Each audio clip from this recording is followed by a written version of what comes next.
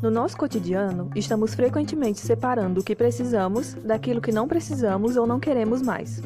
O nosso corpo também precisa fazer uma faxina para eliminar as substâncias tóxicas ou que estão em excesso no organismo e assim manter o seu equilíbrio interno. Este trabalho é realizado pelo sistema excretor e as substâncias são eliminadas através de um processo chamado excreção. O nosso sistema excretor é composto pelos rins, ureteres, bexiga e uretra. Os rins são os responsáveis por filtrar o sangue e coletar os resíduos indesejáveis do corpo, formando a urina. Os ureteres são as estruturas que levam a urina dos rins para a bexiga, que é responsável por armazenar a urina, e por fim temos a uretra, um tubo que leva a urina da bexiga para fora do corpo. Alguns animais, como tubarões, raias, aves, iguanas, tartarugas e crocodilos marinhos, possuem uma estrutura a mais em seu sistema excretor, chamada glândula de sal. É ela que auxilia no organismo, mantendo o equilíbrio entre a quantidade ideal de sal e de água dentro de cada célula. Essa glândula pode se localizar em diferentes partes do corpo, dependendo de cada animal. Nas aves, ela está localizada na cabeça, na base do bico, tendo um canal que leva a secreção salobra até as narinas.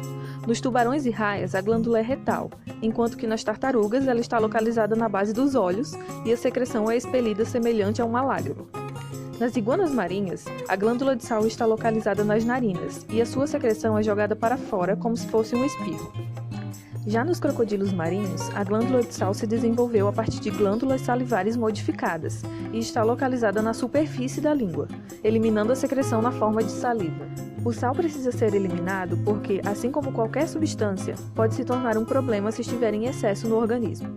Isso porque as células tendem a absorver água, que é essencial para o seu funcionamento. Mas quando acompanhada de um excesso de sal, como a água do mar, o seu funcionamento pode ser modificado, fazendo com que as células inchem, podendo se romper.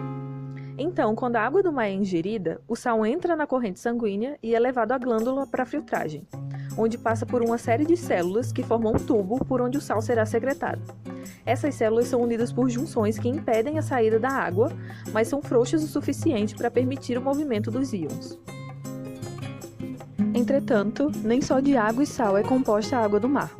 Dentre os seus componentes, também podem estar presentes outras substâncias, como potássio, cloro, magnésio e cálcio. Além dessas substâncias que normalmente fazem parte da composição da água do mar, alguns outros elementos também podem ser encontrados. Esses elementos são chamados de contaminantes ou poluentes, pois são substâncias que normalmente não existem nesse ecossistema. Um dos principais contaminantes da água do mar são os elementos conhecidos como metais pesados, que são chamados assim pois são mais densos que os outros elementos. Na água do mar é possível encontrar diversos desses metais, dentre eles arsênico, cádmio, chumbo, berilo e mercúrio. Mas como essas substâncias chegam na água do mar?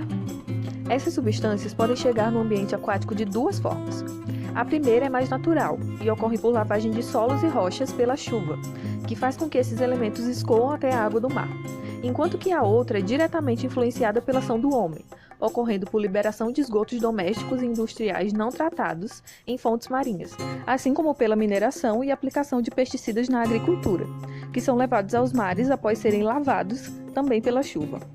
Normalmente, esses metais tendem a se acumular no fundo dos oceanos, mas algumas condições ambientais podem fazer com que eles voltem para a coluna d'água e se tornem disponíveis. Quando em grande quantidade, essas substâncias podem causar uma série de danos à saúde dos animais marinhos, pois elas atraem para si elementos que são essenciais para o corpo, como enzimas e proteínas, causando uma baixa na disponibilidade desses elementos, e também se aderem à parede das células, o que dificulta a entrada e saída de nutrientes. Até agora, nós sabemos que essas substâncias estão disponíveis no meio aquático e que podem ser absorvidas pelo organismo, causando diversos danos. Mas como será que o sistema excretor dos animais lida com esse tipo de substância nociva? Existe algum mecanismo que seria capaz de lidar com uma substância contaminante disponível em altas concentrações? Essa foi a pergunta que cientistas de uma universidade nos Estados Unidos se propuseram a responder, em um estudo com tartarugas de couro. Nele, eles tentaram entender se a glândula de sal seria capaz de absorver e excretar essas substâncias, juntamente com o excesso de sal no organismo do animal. Para isso, eles coletaram a secreção da glândula de sal de tartarugas de couro em diferentes idades, enquanto elas estavam na praia, durante o período de postura de ovos e também de tartarugas encalhadas. Durante o período de postura de ovos, as tartarugas ingerem pouca quantidade de comida, ao contrário da água, que é consumida em grande quantidade, pois é um elemento necessário para a formação do ovo. São necessários mais de 40 litros de água durante a época reprodutiva, o que gera uma grande rotação desse líquido no organismo das tartarugas. Sendo assim, espera-se que esse animal possua uma grande quantidade desses metais pesados no organismo, absorvidos pela alimentação e também pela ingestão de água.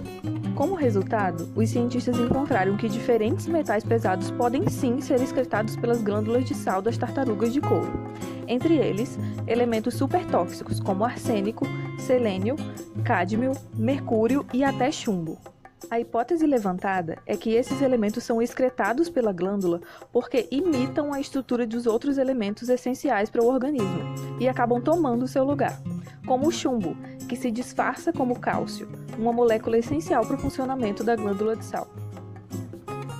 Os níveis desses elementos nas glândulas de sal desses animais estão relacionados com a idade das tartarugas. A quantidade de cádmio e mercúrio aumenta conforme a tartaruga fica mais velha, o que indica que há uma acumulação com o passar do tempo. A principal fonte de cádmio é a dieta desses animais, que se alimentam principalmente de águas vivas, que contêm um alto teor desse metal. Ao contrário dos níveis de cádmio, os níveis de arsênico nas glândulas de sal desses animais tendem a diminuir conforme a tartaruga fica mais velha. Nesse caso, a diminuição ocorre devido à mudança de local de alimentação. As tartarugas juvenis se alimentam em áreas mais próximas ao Equador, com águas mais quentes. Nesses locais, a sua fonte de alimento contém um alto teor de arsênico, que chega ao mar devido ao escoamento de solos contaminados. Já as tartarugas adultas e subadultas se alimentam em águas tropicais, temperadas e até subpolares, que não sofrem tanto com o escoamento de solos contaminados, consequentemente apresentando um nível bem menor de arsênico no organismo. Apesar das tartarugas de couro aparentemente conseguirem excretar boa parte dessas substâncias nocivas, muito disso também é absorvido por outras partes do organismo, como o fígado, rins e até músculos cardíacos. Nestas condições, os metais pesados podem afetar não só um indivíduo, como todos os outros que vivem naquele ambiente, sendo incorporado ao longo da cadeia alimentar e, consequentemente, causando danos também à saúde humana.